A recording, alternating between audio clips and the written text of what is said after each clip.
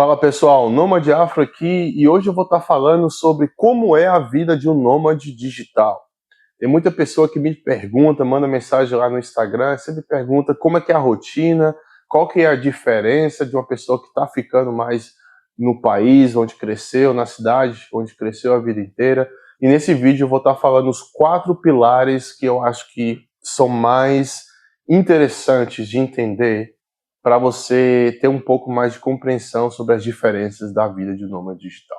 Então vamos lá. Bom, o primeiro é sobre a jornada de trabalho. O tipo de trabalho que você faz online é o que vai definir a maior parte da sua rotina, porque tem vários tipos de pessoas trabalhando de várias formas diferentes. Tem pessoas que têm a flexibilidade de trabalhar 100% online, porém elas não dependem do fuso horário. Então o tipo de trabalho que elas fazem é basicamente separado por tarefas ou projetos que são entregues a cada 2 semanas ou 3 semanas. No meu caso, por exemplo, eu faço entregas que a gente define a cada 6 semanas. Eu tenho um grupo de tarefas que eu vou entregar para as próximas 6 semanas e o meu cliente, ele não se importa o horário que eu trabalho. Ele se importa se eu vou entregar tudo no prazo determinado.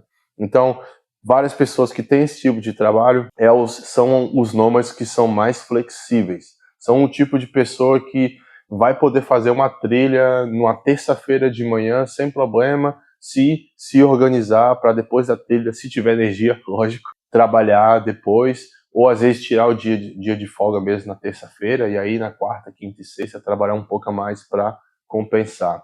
Tem pessoas que têm um trabalho online, porém elas precisam trabalhar num fuso horário específico. Então, dependendo de onde você estiver, pode ser fácil ou não. Se você é uma pessoa que está no Brasil e está trabalhando para uma empresa online nos Estados Unidos, o fuso horário que você está é basicamente o mesmo. Vai ter uma diferença de 1 a 2 horas aí, dependendo de onde você estiver localizado. Agora, uma pessoa que está no Brasil, vamos dizer no Chile, e está trabalhando online para uma empresa na França e tem que estar online no horário deles, então você vai ter que trabalhar mais no horário um pouco mais cedo. Porque 8 da manhã na França, em Paris, por exemplo, deve ser 4 ou 3 da manhã em Santiago. Eu já conheci pessoas que faziam esse tipo de trabalho, eu acho muito cansativo, eu não faria, mas eu conheci uma francesa que ela estava no Peru, e ela morou no Peru por 5 meses, trabalhando para uma empresa em Paris, e ela tinha que acordar todos os dias às 3 horas da manhã. Então ela trabalhava basicamente de 3 horas até as 9 da manhã, e aí depois fazia o que ela tinha que fazer. Então, se tiver esse tipo de rotina, e se funcionar para você, tranquilo. Porque tem gente que consegue ser mais produtivo durante a noite. Tem gente que dorme até mais tarde, faz alguma atividade, alguma coisa durante o dia, e aí de noite coloca a mão na massa e vai trabalhar. Então esse é o primeiro fator, né? A jornada de trabalho que você tiver é o que vai ser o mais importante para você começar a construir a sua rotina. O segundo pilar, na minha opinião, é a parte do lazer e dos hobbies. Depois do trabalho, lógico, você tem os seus hobbies, você tem que fazer, você tem as coisas que você gosta de fazer, que te fazem se sentir bem, e dependendo do que são esses hobbies, do que são essas coisas que te fazem sentir bem, você vai se organizar por conta delas. E se você parar para pensar, não tem uma diferença muito grande de uma pessoa que está na própria cidade. Porque qualquer um que termina o seu trabalho, mesmo que seja de 9 às 5, tem muita gente que vai para um barzinho, vai para um restaurante com o pessoal do trabalho, ou vai encontrar com os amigos da faculdade, vai socializar, outros vão jogar um futebol. Então, um nômade digital não tem diferença nesse sentido.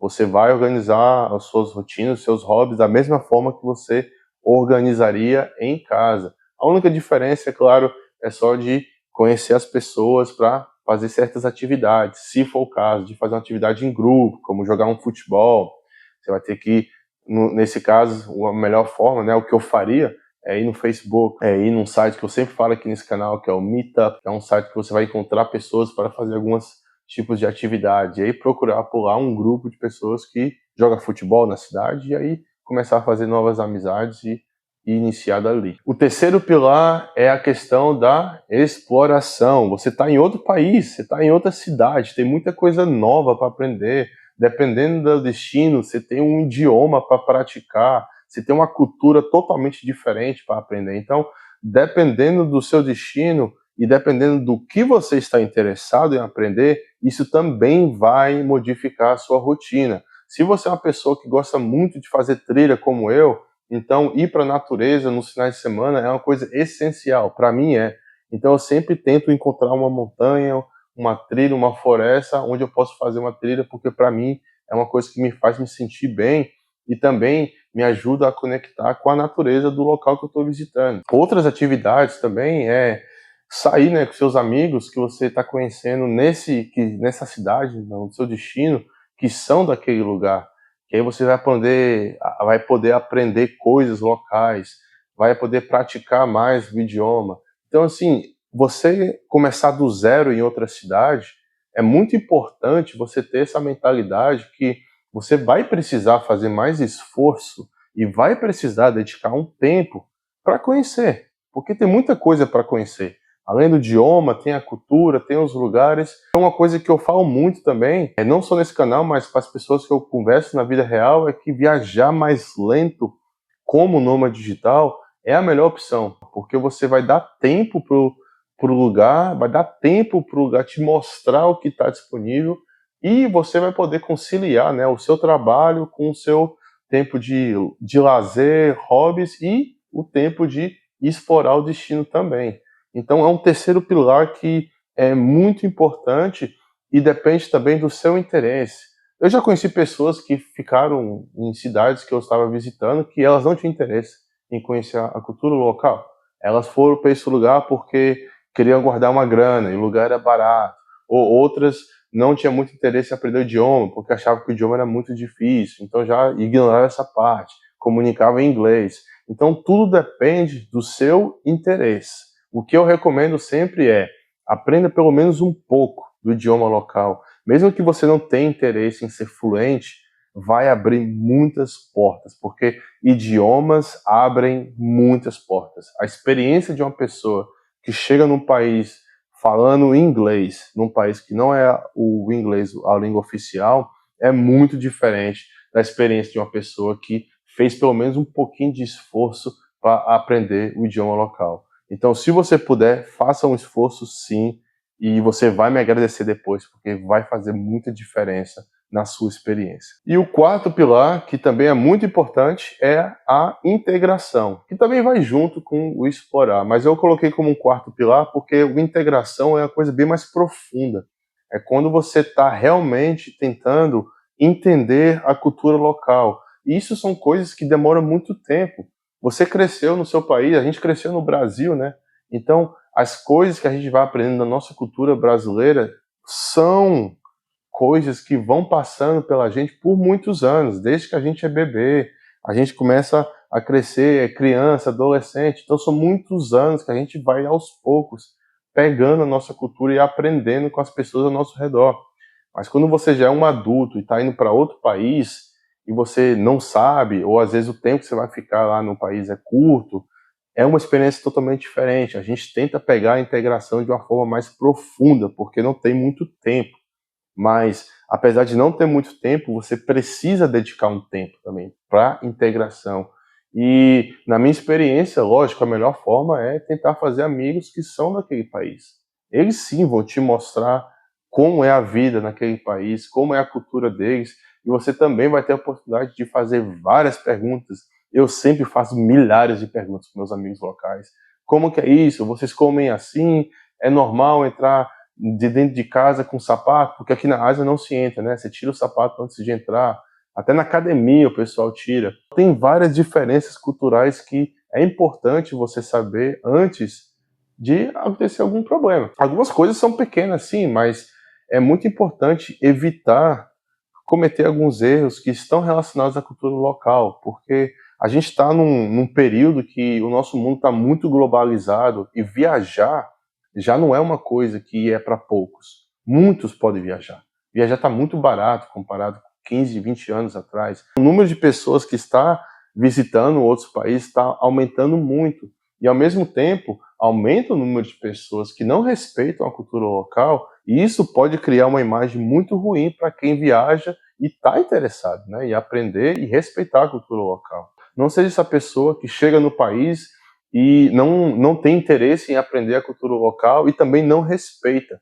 Procure pelo menos entender e ser uma pessoa de mente aberta, porque quando você viaja bastante, a sua mente abre, você vai chegar num ponto que você vai entender que o que é diferente da outra cultura é só diferente. Se for ruim para você, você não precisa pegar e levar de volta para casa. Se for bom, pega e leva de volta para casa. Ah, eu gostei desse conceito de tirar o sapato antes de entrar dentro de casa. Traz de volta. Mas o melhor de tudo é não julgar. A pessoa que tem a mente aberta, que vê uma coisa que é muito diferente da cultura dela, ela não julga, porque você entende que é outra cultura. A cultura é diferente.